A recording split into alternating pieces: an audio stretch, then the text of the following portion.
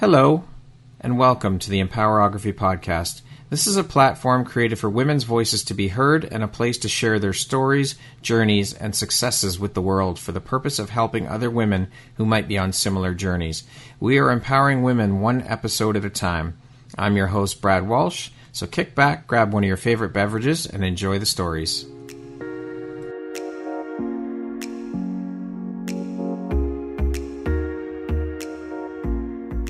If you're looking for jewelry that makes an impact on your self-care routine and your style, Empowerography would love to offer you a discount code to one of our exclusive partners, Quartz and Canary Jewelry and Wellness Company. Please use code EMPOWER15 to receive 15% off upon checkout at www.quartzandcanary.com. Quartz and Canary is truly the place where spirituality meets style. Hello there, Brad Walsh here, your host of the Empowerography Podcast. Today, my guest is Blair Kaplan. Blair is a social media marketing expert. She is also the owner, founder, and president of Blair Kaplan Communications, a best-selling author, and a podcast host. Blair, welcome. Thank you so much for being here with me. I am so excited to dive in. I know that you and I have been trying to connect and get this done for a fair bit of time now, so it's actually awesome to have you here and to actually sit down and be able to do this with you now. Brad, thank you so much for having me. I am so excited to be here. Thank you for making the time to be here. I'm really looking forward to jumping in and learning a little bit more about your journey, your story. So without further ado, let's jump in. Now, all of those things, I'm not going to repeat. There's no need to repeat your resume, but that is a hell of a lot of hats you wear and one hell of a resume. So how do you find the time to fit all of this in and prioritize it all? And how important is prioritization to you? So that's a great question. So I think just to kind of even amplify what I do a bit further. Mm-hmm. So I'm a social media expert and mentor. My business just turned 14 years old. My background. Congratulations. Yeah, thank you. My business, my background is in public relations. Mm-hmm. I'm also the founder of something called the Global Resilience Project. And I made a decision to only take on projects that I love, that light me up, that I want to show up for.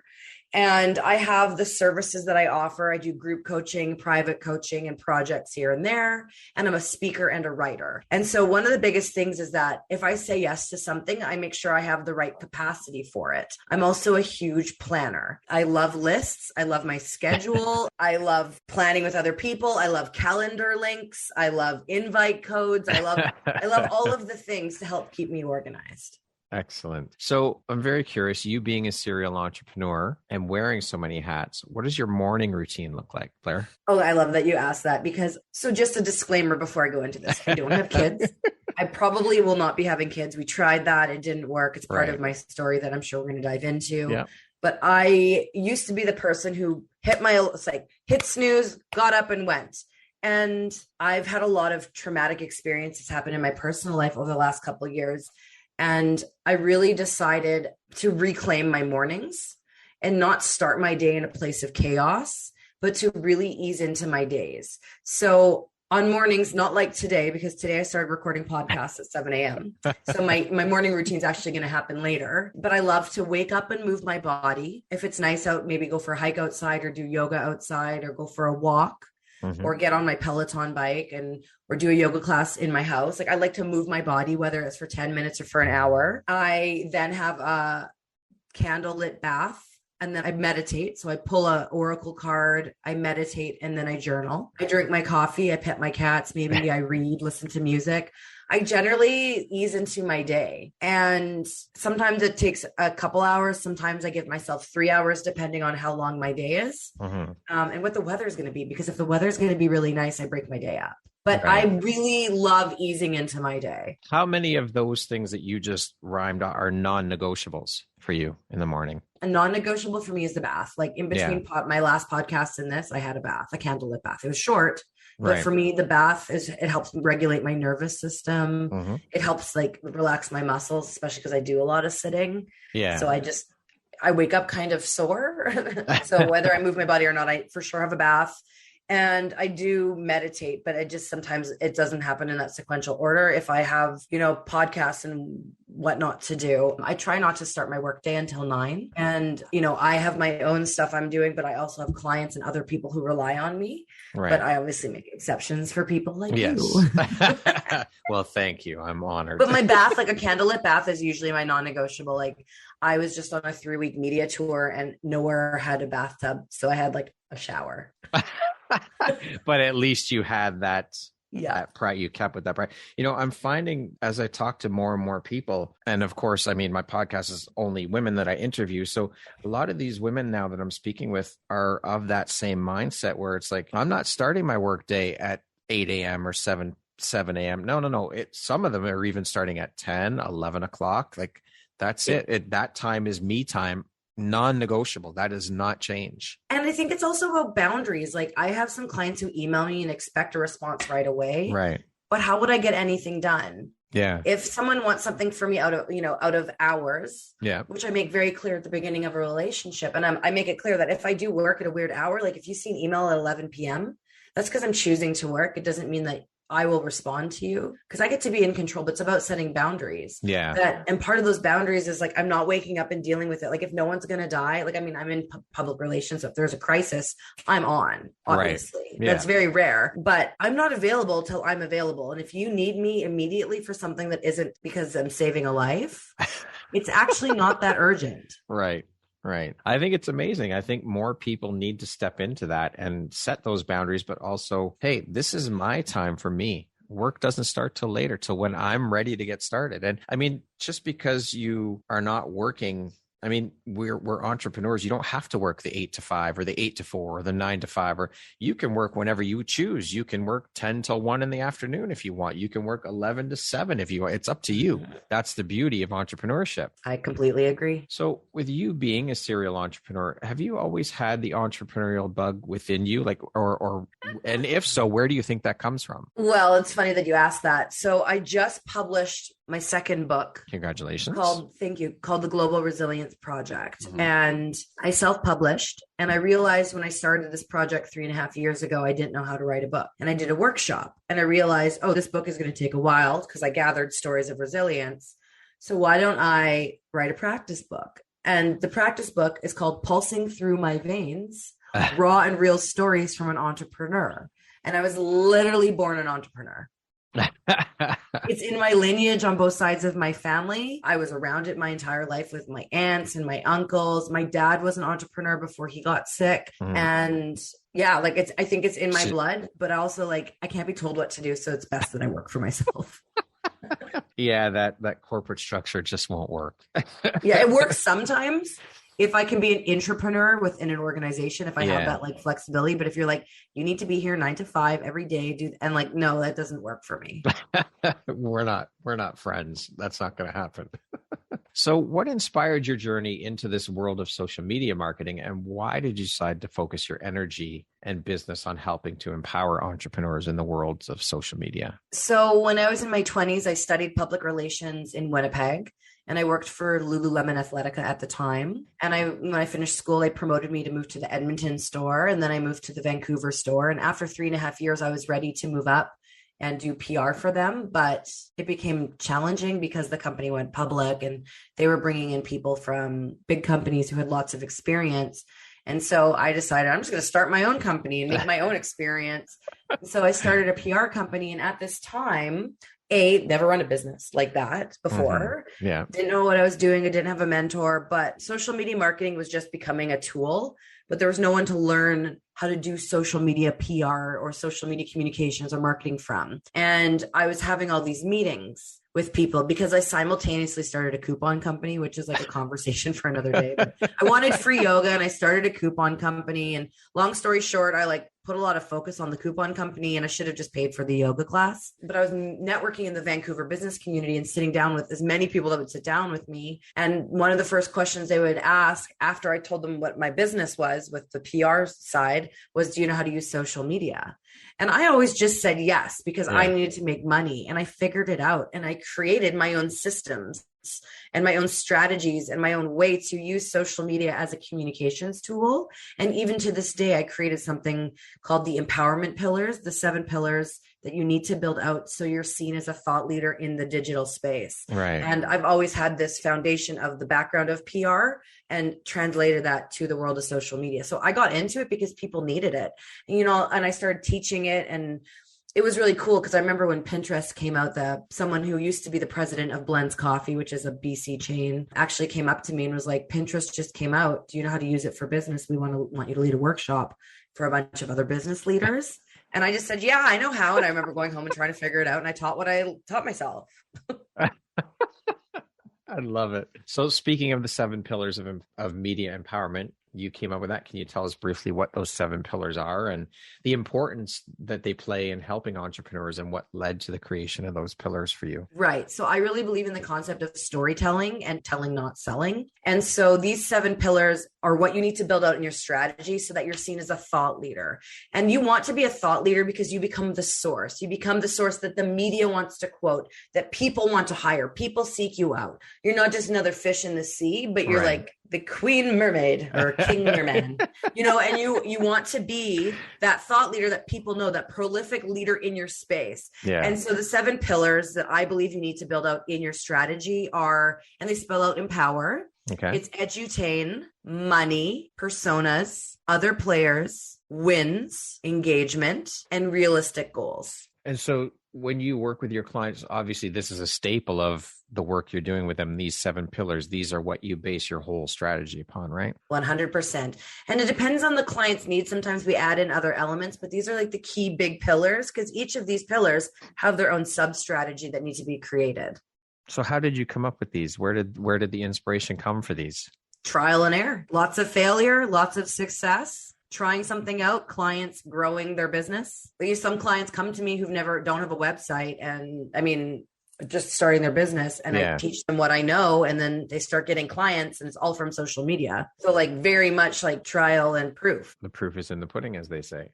Mm-hmm. So can you give us a brief overview of what Blair Kaplan Communications is all about, the work you do, how long ago you started the company? All of that good stuff. Yeah. So this June 2022, is it 2023? Yeah. No, 2020, not yet. Don't advance us that far. Come on. So my business just turned 14 years old, Mm-hmm. and I focus primarily on coaching. Okay. So social media and publicity coaching. I do private coaching and group coaching. And if the right project is presented to me in the realm of communications, traditional PR and, creative PR. If I have capacity, I like the business owner, the people I'm working with, and the mission, I say yes. I'm also an international speaker. I'm considered a thought leader in resilience. I write a lot about social media. I write a lot about resilience. So I speak on virtual and real stages about all of those things. So what type of person or client is your ideal client? What are the deciding factors for you when being approached by potential clients or you approaching potential clients? What do you look for? I've been really lucky because my business has been built a lot on referrals. Because I am a one-man band, one-woman show. I do have a support team who helps me with graphics and, VA stuff. And I'm very grateful for everyone that that helps me do what I do. But if someone approaches me, there's coaching. So my group coaching, there's only a certain amount of spots available in my group coaching program. And the cohort is twice a year. I just kicked off the first empowerment 90-day program. Okay. And so there will be another one coming up, and I haven't announced those dates yet. So that is an opportunity to work with me at a lower price point because I offer you can pay in full or payment plans. Right. And I basically, me and the whole group, we build out the empowerment pillars together. And I teach you the inner workings of how to do it. So it's a lot of hand-holding, doing it with you, and then accountability for them. Right. Okay. And then private coaching, if you want to work with me, it's a bit higher of a price point. I only have a certain amount of spots per month, and I become your social media and publicity expert in your back pocket. We meet weekly or bi-weekly, depending on what you want. It's either weekly for half an hour or bi-weekly for an hour. You have unlimited access to me during the week via Voxer and email. And I literally do the work with you. I become inside your brain. I give you my ideas. I tell you how to do it. and your job is to implement. And then if you want to work with me and you have a project you want me to be involved with, you can approach me and set up a meeting, and I can let you know if I have capacity for it or if it works. And then if you are someone who is looking for speakers, experts in the social media space or the publicity space or resilience, I talk a lot about gratitude and resilience.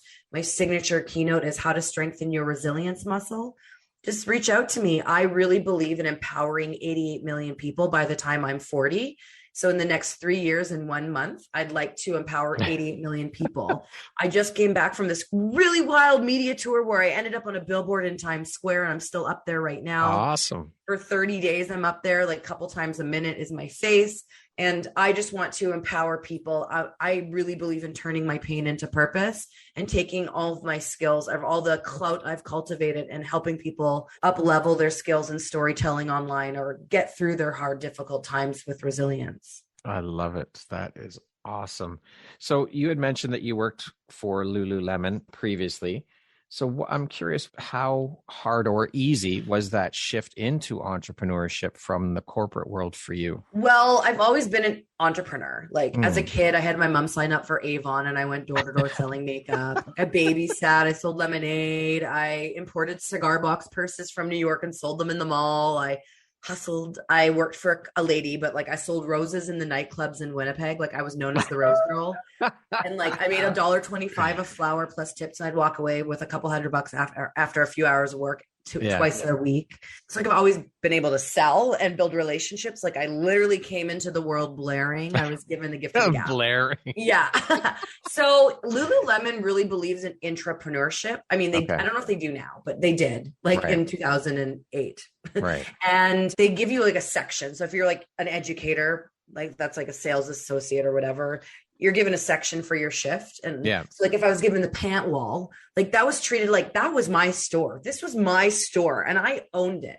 Yeah. And I really did. Like I had customers that would shop from me only. They would come in when I was there. Like, and I loved it. Like I love people. I love building relationships, and I love selling. Like the thrill of like someone coming in for one pair of pants and walking out with 3 outfits. And obviously like it was also cool because the store worked on, like we had a wage, and like the store had commission if we hit goals. Yeah. So I really think like learning what entrepreneurship was and being able to be an entrepreneur within an organization was really helpful for me when I structured my business. And Lululemon was really big into professional development. I say was because I don't know what they are involved in now, but they were really big into personal and professional development, goal setting. And it's cool because actually some of my first experience was listening to Brian Tracy's CDs. And I actually just spoke on wow. Yeah, I know. And I just spoke on a virtual stage with him. I'm like, wow. That's pretty powerful. So yeah, Lululemon was really good at that, at cultivating like entrepreneurs and intrapreneurs. And I hope they still do that. I owe a lot of my success to what I learned at that company. Like, you know, even to this day, I'll go to the mall. I live in Kamloops, British Columbia now, and I walk by Lululemon and I'm like, oh, I really miss working here. Like, should I work here? Like, I know it's not even for the money. It's like, I just miss the community. You know, I just like, I go in there and I immediately turn into like a Lulu bot. I'm like, oh, the pant wall. I see it's still organized from tight to loose and functionality. And I go in there and like, I can't help but being like, I used to work here. And like, I'm like such a wiener, but that's okay. I love it. What lights you up or excites you the most about being an entrepreneur? When I'm able to teach the clients I work with what I know, and they are empowered to implement what they learn from me. When I see them take what I teach them and implement them, it really, really gets me lit up. That transformation, that's it, right? From before they came to you to after working with you and during working with you, seeing that shift in them and their business. Yeah. What would you say then on the flip side of that is one of the most challenging parts that you've seen so far in your journey through entrepreneurship for you? Well, we are a world full of different personalities, and amen to that. Yep. And I've fired clients. Clients have let me go. I think it's a natural part of business that we don't talk about. I find it really hard when I pour a lot of myself into something for a client and we're not aligned. Sometimes like I've not been paid tens of thousands of dollars before from clients. It's very like a dark side of business. Yeah. And because of that, I've always had to like restructure and pivot how I do things. But yeah, like there's also a lot of work that goes on behind the scenes, and without failure, you don't have success. And so there is a lot of dark and a lot of hard stuff that happens. And I started it alone. I didn't have a mentor or a coach. And now I do. I have a business coach. I have a publicity coach. I believe all great coaches should have coaches. Yeah, for sure. I love that you said that side of things doesn't get talked about. We don't. And I think that those conversations need to start happening more. I think part of the onus is on us as entrepreneurs to start talking about those things, because it's not all puppy dogs, ice cream and rainbows and sunshine and all of that stuff. I mean, solopreneurship, there's a lot of loneliness there. And I mean, a lot of what we see on social media is the highlight reel. And I think that we need to start having those raw, authentic conversations about the other side of things, because that's a reality. It's not going to always be easy. There are going to be struggles. Of course there are. A lot of people are figuring this out as they go. And so I would love to start having more of those conversations. I think it's necessary. I think that it's also a benefit to the entrepreneurs who are just stepping into entrepreneurship, that we talk about these things and let them know that, hey, what you're stepping into, because it gets glamorized, it gets fantasized. And yes, entrepreneurship is amazing. Absolutely, 100%. But there's the other side of it too. It's messy. It is really freaking messy. I was going to swear it. No, you can swear. It's okay. It's really fucking messy. And, I'm lucky because I have a lot of entrepreneurs in my family that I can go to for advice. Right. But like my biggest recommendation is to anyone is have a mentor or have someone to support you. Google doesn't do it. Like you need someone that you can run ideas by, have to coach you through it. I have a podcast called Dissecting Success, and Teresa Lambert's my co-host. And we talk actually a lot about the not so glamorous stuff, because it is a conversation that needs to be had more. And there's a lot of fear around professionals sharing the messy stuff because they feel like, well, people might not hire me. It's like, we're all going through it, dude. Like, it's fine. Like, it's okay, because you know what? I still get results from my clients. And, the other day I had a 20-hour-ish travel day. My flights were canceled, delayed, lost bag. I was tired. I was hot. I was cranky, like 3 weeks of being in like America and like lots of people, like the 3 most expensive cities. I actually rearranged my entire day because I needed to lie on the couch, turn my brain off and watch Real Housewives of Beverly Hills. And I can do that because I'm an entrepreneur and I get to be in control. And if you want me to show up when I'm not my best for you, it's better for me to cancel and rearrange my schedule so I show up and you get the best version of me. And I'm open about talking about this. Like if you're my client out there, you've known sometimes I cancel. And you know what? Sometimes you cancel. Yeah, exactly. That's okay. You canceled. Yeah. And I think we need to normalize that we're all fucking human. That's right. 100%. That is it right there. And a big part of that you mentioned too is we don't have to, nor should we do this alone. You can't do, let's be honest, you can't do it alone. You just can't. You are one person. And as you said, we're human beings. And a friend of both our mutual friend, Adriana, talks about this. Adriana Monique Alvarez, she talks about this all the time, that you can't do it by yourself and you shouldn't do it by yourself. You have a community around you to support you. Use that, leverage that, lean on them. That's what we're there for. Exactly. But yes, the messy stuff needs to be talked about. Yeah. Show us your messy. Yeah. And just because, I do on my social, like if you follow me on Blair from Blairland, like my feed is not super curated. I share like really cool moments or really sad moments, like quick disclaimer, trigger warning. But like in the last couple of years, my husband almost died. He had a heart attack and quadruple bypass surgery. We had a miscarriage after trying to get pregnant for a really long time. My father-in-law died 3 weeks later, quite suddenly. 3 months later, my mom died quite suddenly. So in 3 months, we lost my father-in-law, my mom, and a baby. And not even a year later after losing my mom, only a few months ago, my dad died. So I have been in such a crazy heavy place while my business has been the most financially successful it's ever been. And I share both sides of it. Yeah. I share it all. Like Absolutely. in my stories, especially, like I share everything. Like I share it. Like I put it on the table and I'm comfortable. Yeah. And I like, you don't have to be that vulnerable, but like I am, that's who I am. I'm an open book. Well, it's important. I think that you had mentioned too, that maybe people worry that if they show the messy side, people aren't going to hire them to work with them or whatever. I think that's more of an incentive to hire someone because you see where they are now. And you see that they go through shit and look at where they are. Exactly. You're watching me navigate the deepest type of grief, like 3 parents and a baby. Yes.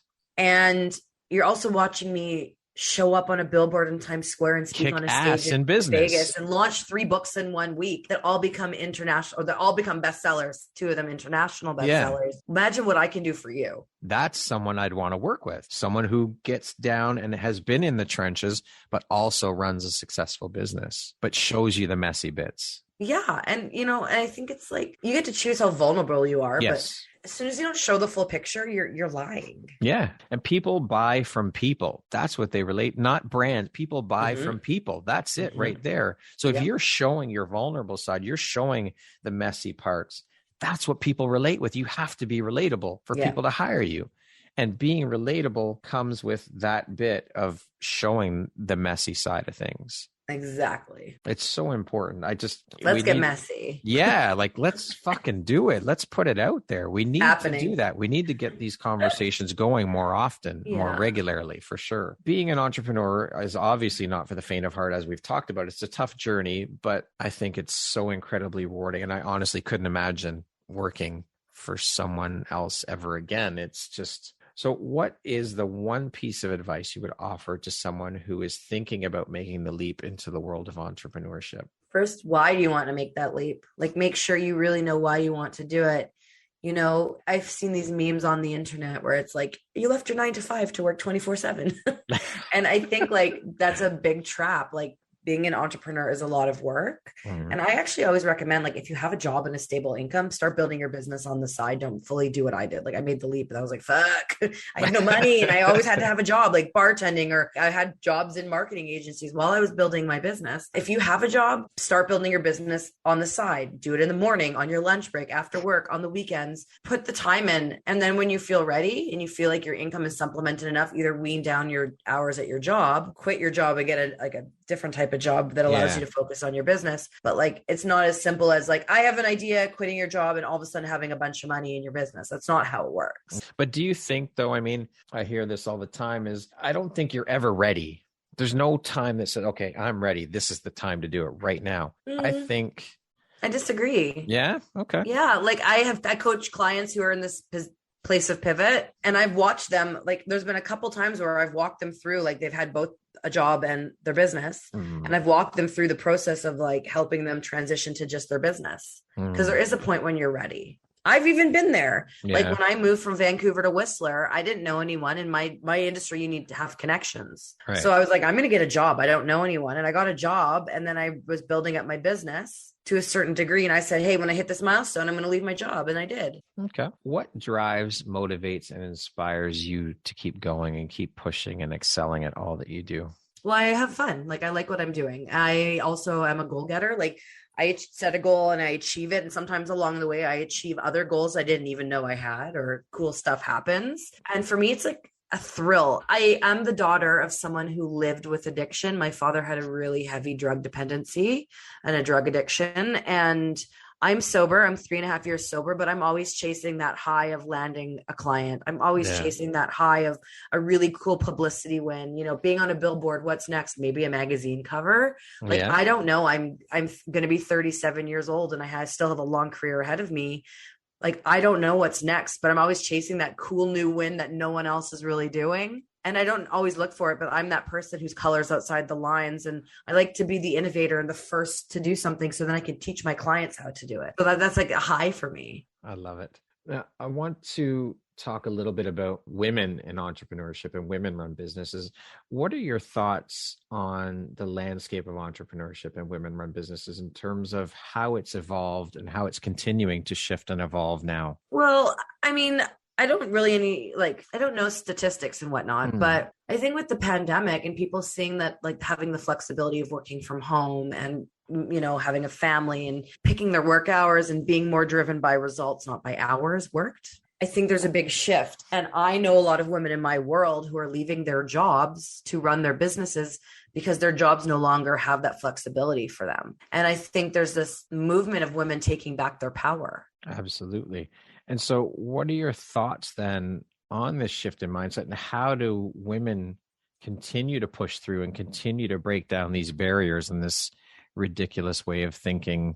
That's a really great question. I think it's about putting themselves first. And that's something that we, you know, as women aren't told to do. Right. We're told to take care of the family and the house and it's like, no, actually, like, I'm going to put myself first and my needs first and not settling. What advice do you have for women looking to grow either their own business or within a company they work for? Well, set goals. Figure out what those goals are you want to achieve, set by whens, like deadlines of when you want to achieve them, but like be flexible and work towards them and always have something you're working towards. Have a why, have a reason. If you don't have a reason and you're just getting up and you're a robot, you're not serving anyone. And if you're listening to this, you're like, I don't really have a purpose of why I'm doing this, then you need to reevaluate what you're doing and figure out your why. And it might be time for a change. What do you say, or what do you think are the top 3 skills needed to be a successful entrepreneur? Grit, creativity, and integrity. I want to speak a little bit now about you being a best-selling author. Has writing always been a part of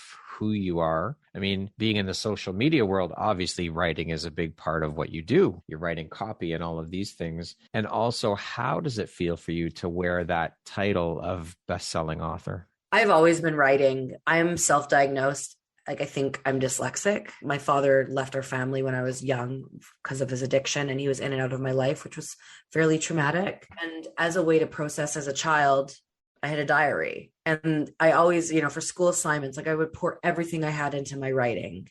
And I would, when I got picked to speak at the school assemblies and read my writing, I was like the biggest thrill. Like, I've always wanted to be a speaker and a writer. And when my mom died, my sister and I went through all of her stuff and I found my old diaries. And it was like, one day I would like my poems to be published. Will I ever be a published writer? I don't know. And I didn't even remember any of this. Like, as a little kid, I wanted to be published. Like, I found a portfolio of my writing, which I had typed up on loose leaf. And I had a list of publishers, and it was my uncle who, like, at the time was an editor for a kids magazine, but I've always wanted to be published, and I didn't even realize that. So it's really cool, like, subconsciously how I had these goals, but I've always loved writing, and that's how I processed my feelings and thoughts. And like, my spelling is and was atrocious. It's better now, but like, it was so atrocious. But like, I think it's because I had these, you know, these superpowers of, you know, creative learning. And the reason I started the Global Resilience Project was because I learned my father was terminally ill. In my 20s, we mended our relationship. I forgave him, and we began this beautiful journey because I decided to just accept him for who he was and stop being angry for who he wasn't. And we began this relationship. I got to know him and I got him back in my life. And at the end of 2018, I learned that he was terminally ill. And I felt very robbed. I was like, oh, he's finally back in my life. Now he's going to die. Like, what the fuck? Yeah. And I started sharing my feelings, like going for coffee with friends and telling people how sad I was and about my journey and this and that and our journey. And what was happening was I was getting feedback. Hey, Blair, like, coffee with you was great. You really inspired me to want to fix a relationship with my mom. Hey, Blair, I heard you talking about this. Like, I heard your story, and now I'm going to get a therapist. And our story was helping people. I said, Dad, what if we created a legacy project where we gather people's stories of resilience from around the world, and we bookend it with your story and my story, like your story of addiction and my story of forgiveness. And we create a resource and a tool that's going to live on with your legacy, but it's also going to help people. It could sit on coffee tables, and it will be a source of inspiration, and will help people through their hard times. And so I started the Global Resilience Project. And I was like, oh, I don't know how to write a book. So I was like, but I do know how to, like, I made a really basic website that, like, now I have a web designer. Right. I created social media, and I was like, now I need stories. So I put on an event in Whistler, and I had people come in and speak and attend. And I started promoting what I was doing to anyone who would listen, anyone. And I've been on TV and radio, and I've been everywhere. And the goal was to obviously get the book out in a shorter time than 3.5 years. But, I started working on this project, and then, like, the grief parade lots of loss and almost loss and other things that I didn't talk about here happened. But what I did learn was I didn't know how to write a book. And I mentioned this earlier. So I took a book writing workshop and I published a book as a practice book pulsing through my veins and became a bestseller on Amazon. And I was like, cool, because I built my own strategy. I did my research. My book coach didn't tell me how to become a bestseller. I just did my research and I built a plan and I implemented it and it worked. I was like, for me becoming a bestseller, like I was so excited. But not just that, I built a plan and it worked. So like, then I was able to use this plan and I've helped multiple clients and friends become bestsellers too. And at the beginning of June, when I officially launched the Global Resilience Project book, and the website there is IamResilient.info, but I launched the book, we became an international bestseller. So for me, just knowing that, I mean, every publishing platform and distribution system is different. Yeah. But for me, it's about empowering people. And when you become a bestseller on Amazon, your book is just shown to more people. Yes. So for me, it's now I have this title multiple times, which is exciting, but that just means more and more people are learning about my mission and hearing my message. That's what drives me. I've won tons of awards for clients. Like I've always been the runner-up, always a bridesmaid, never a bride, except I was a bride 5 years ago. And I still am married, but you know what I mean? Like it's never, but for me, like getting my own title, like I'm an international bestselling author times a few. That's fucking cool. It is. It's badass. It's huge. Especially because like, it wasn't like, oh, this is my goal. Like I never set a goal to be a bestseller. I just wanted to write a book and learn. I was like, well, I may as well try. Yep.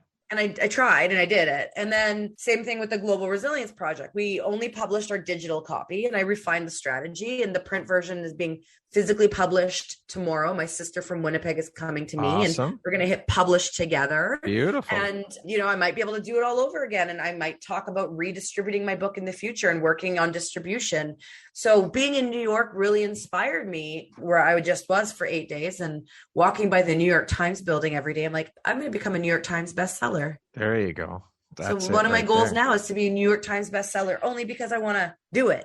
Yeah. Yeah. And I have no doubt you will. That's awesome. Thank you. Yeah. Good for you. That is amazing. So as previously mentioned, Blair, you're a podcast host. Can you tell us a little bit about the podcast subject matter? Is it interview style, solo, a mix, all of that good stuff? Yeah. Great question. So I have 2 podcasts. Oh, okay.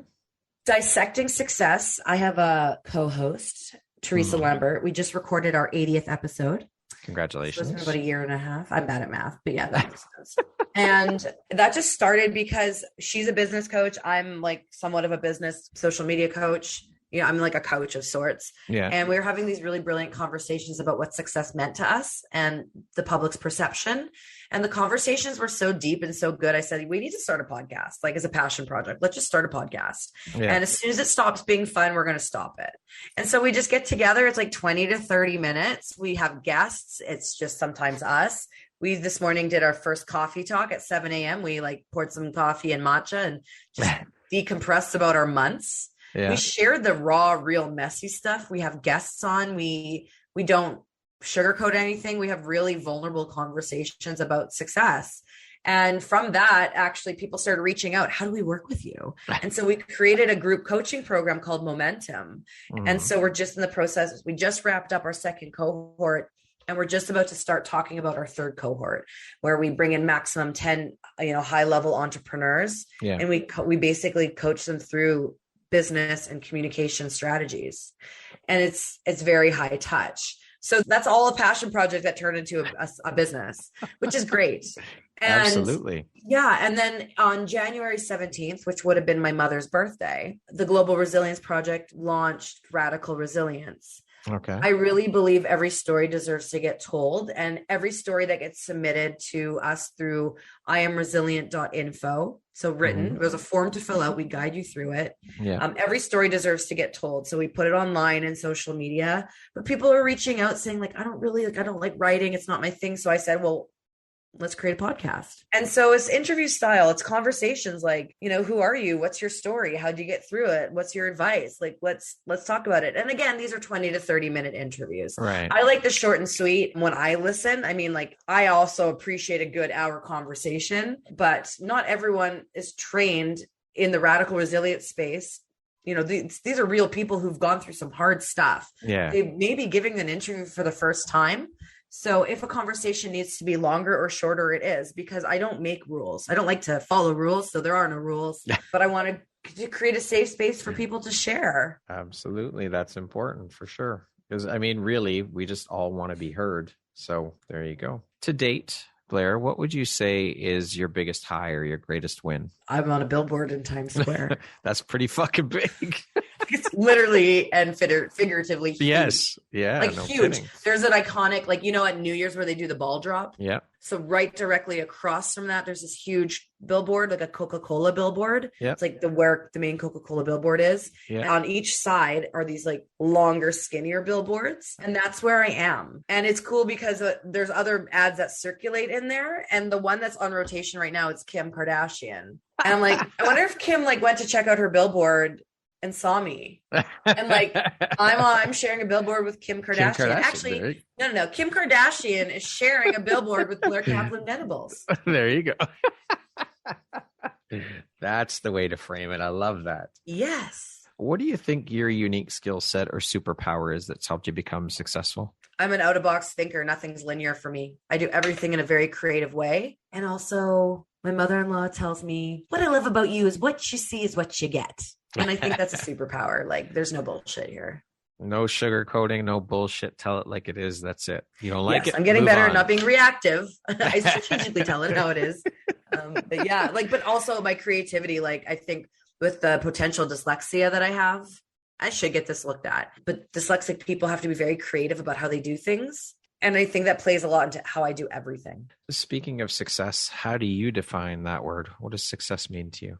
Waking up every day and loving what I'm doing and choosing the life I want to live, not living the life I have to live. Well said.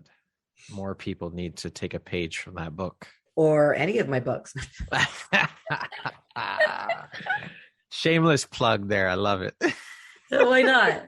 I mean, it's honestly like about. The Global Resilience Project doesn't make me money. Like, I pour a lot of my own money into that. Yeah. If you buy a book, you're like helping support the project, but this cost me thousands of dollars, and it's all in my honor of my dad. There you go. So, a very you can buy my book. I mean, like, the small percentage I get from Amazon will go towards it. There you go.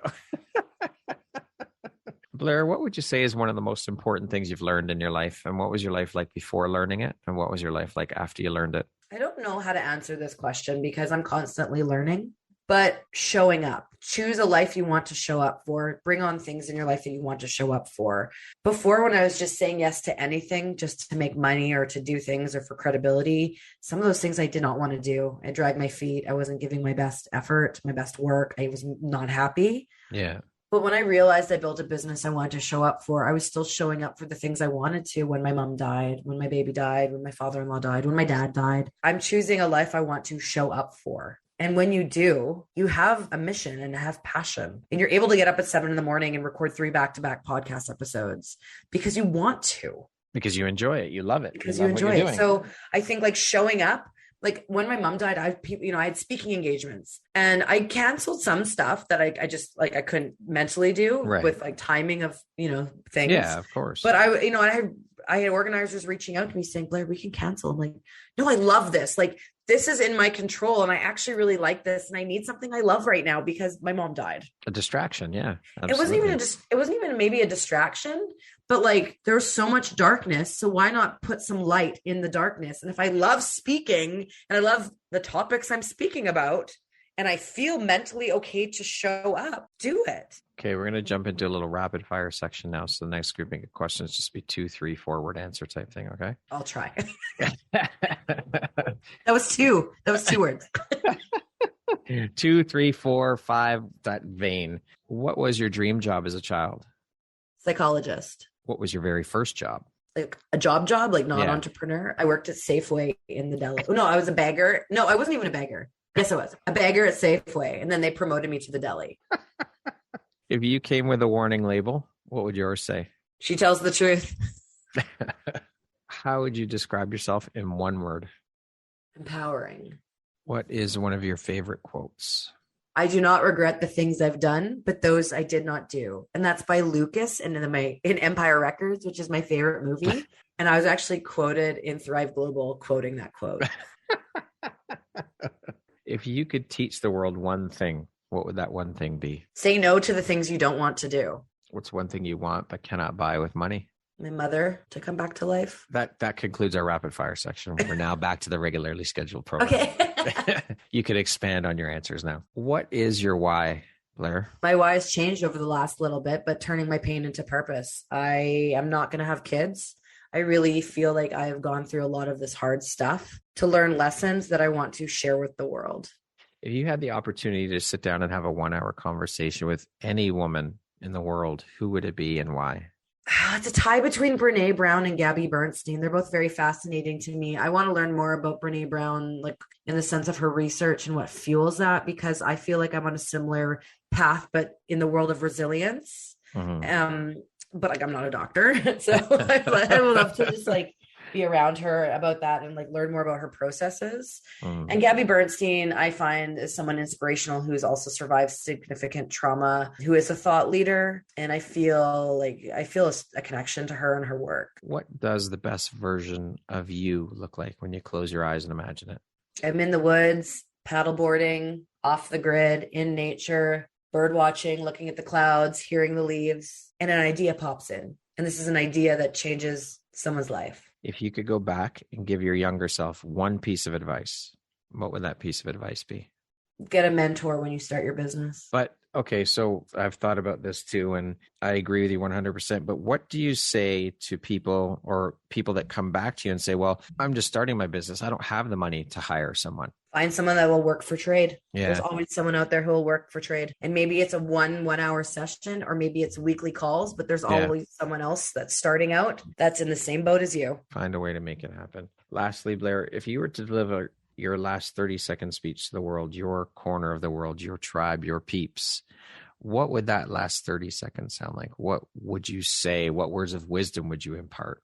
Leave the world with 30 seconds of Blair. Yeah, I think resilience is the ability to bounce forward from a difficult time. After you go through a challenge, you're never going to be the same. Take the time you need to absorb that lesson. And while you're in those pits of darkness, know that you are not alone. It is okay to not be okay. It is okay to feel your feelings and that you are resilient. Beautifully said. Amazing way to end the interview. Blair, thank you so much for making the time to be here with me today and share a bit about your story and your journey. I have thoroughly enjoyed this conversation. You are a truly beautiful soul, and I just appreciate you, and I'm so honored to have you as a member of the Empowerography community. So thank you for being here. Thank you so much for having me. This was such a fun conversation, and I really appreciate like the questions. These were great questions. And thank you. You know, if you're listening out there and you want to connect, like on Instagram, I'm Blair from Blairland. If you want to submit a story, you can submit it with your name or anonymously, but like telling your story is going to help you heal. So I will put all of Blair's info in the show notes. So if you want to work with Blair, you want to learn more about who Blair is, all the information will be there for you. So once again, Blair, thank you so much for being here today. It's been an absolute honor. Thank you so much. Once again, my name is Brad Walsh, host of your Empowerography podcast. Today, my guest has been Blair Kaplan. She is the founder, owner, and president of Blair Kaplan Communications and an international best-selling author. Thank you so much, Blair. I hope you have an amazing rest of the day. You too.